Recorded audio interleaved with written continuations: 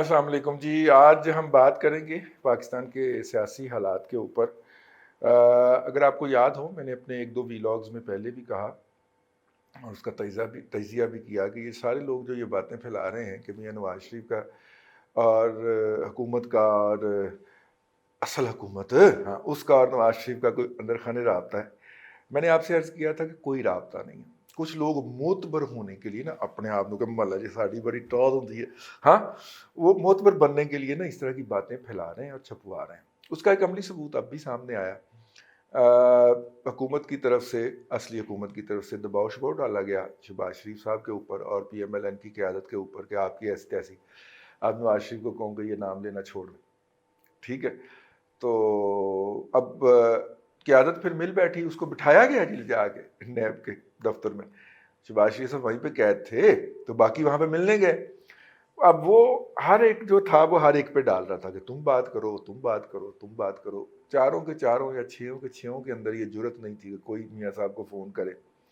چلے ان کے بیٹے کو فون کر کے کہے کہ ابا جی سے بات کروا دیں. ٹھیک ہے، یہ بات کہنے کے لیے کہ تھوڑا جہا ہاتھ ہلکا کر لو، میٹھا کاٹ پاؤ. ٹھیک، فائنلی پھر یہ سب وہاں پہ جو یونینیمس فیصلہ ہوا وہ یہ تھا کہ چچا جو ہیں وہ اپنی بھتیجی کو بلائیں اور بھتیجی کو پھر بتائیں کہ ابا جی نو دسو.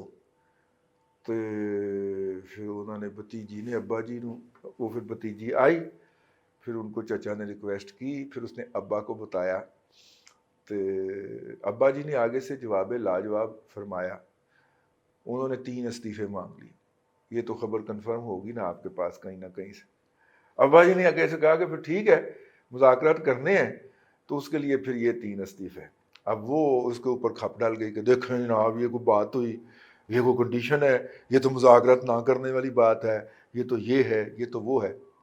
دوسری طرف کانفیڈنس جو ہے اس کا لیول یہ ہے، اور میں کوئی ایک نیازی کی 1971 والی مثال دینے کے موڈ میں نہیں ہوں، قطعاً نہیں ہوں، لیکن دوسری طرف جو کانفیڈنس کا لیول ہے وہ یہ ہے کہ نہیں یہ تو کوئی مسئلہ ہی نہیں ہے، یہ تو ہم سنبھال لیں گے، یہ تو ایسی تیسی یہ تو کسک نہیں سکتا. اب مطلب کسک نہیں سکتے. جو 3-4 اوپر بلنڈر ہوئے ہیں، جس طرح آپ اون کرنے چل پڑے ہیں حضرت فواد چودھری صاحب کے بیان کو، وہ تو پاکستان کو بلیک لسٹ کو تو چھوڑیں، وہ تو ٹیررسٹ اسٹیٹ قرار دلوانے کے لیے کافی ہے. وہ جو بیان انہوں نے فرما دیا ہے اور اس کی کوئی بھی توجہ نہیں. میں میرا آپ انالیسس جو پچھلے سے پچھلا ویلاگ تھا وہ سن لیں. میں نے آپ سے کہا تھا کہ یہ تو ہمیں ٹیررسٹ اسٹیٹ قرار دلوا کے تو یہ مروانے والے بیان ہیں یہ فواد چودھری صاحب کی طرف سے. یہ نہیں قابل قبول ہو سکتا کس طریقے سے، اس کا فوراً ڈینائل ہونا چاہیے. اب میرا مطلب ہے کہ ہم نے ایک ڈفر اور گوف قسم کا شخص جو ہے وہ اسپیکر کی سیٹ پہ بٹھایا ہے، کیونکہ ان کو ہر جگہ پہ ڈفر اور گوف ہی اچھے لگتے ہیں. ہاں جی ہاں، انہوں نے ایک ڈفر اور Gogh yet another differ and Gogh بٹھا دیا ہے. جس چپڑ کناتی ہے کو یہ نہیں پتا کہ کون سا حرف جو ہے ایکسپنج کرنا. نہیں، ایک بات اسے پتا ہے کہ عمران خان کے خلاف کوئی بھی بات ہو تو وہ میں نے ایکسپنج کروانی. اس ڈفر اینڈ گوف اور چپڑ کناتی ہے کو یہ ضرور پتا ہے.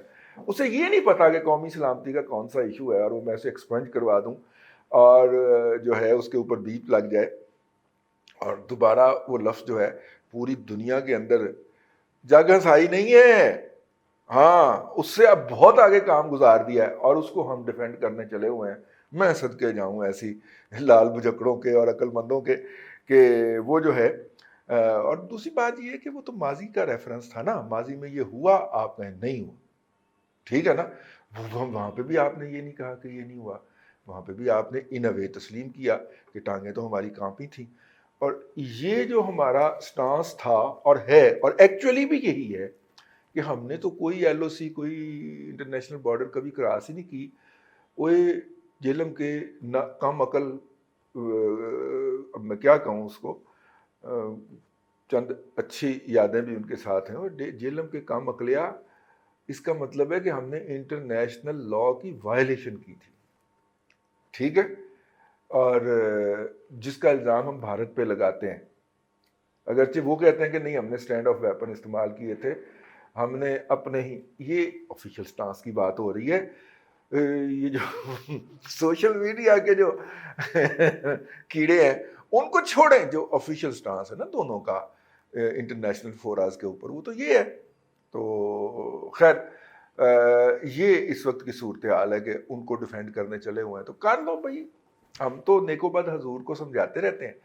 اگر آپ نہیں سمجھیں گے تو آپ کے ساتھ یہی ہوگا جو کہ اس وقت ہو رہا ہے کہ کسی فورم کے اوپر پاکستان کی جو ہے ایف اے ٹی ایف جیسے ہلکے سے علاقائی اس فورم کے اوپر بھی اب آپ کو جوتے پڑ رہے ہیں. تو کھائیں آپ جوتے، آپ کو شوق ہے جوتے کھانے کا.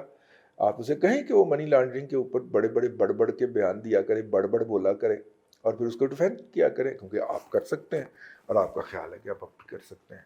ٹھیک ہے، یہ خطرناک بات ہے. میرا خیال ہے کہ چیزیں جو ہیں وہ بہت آگے نکل گئی ہیں.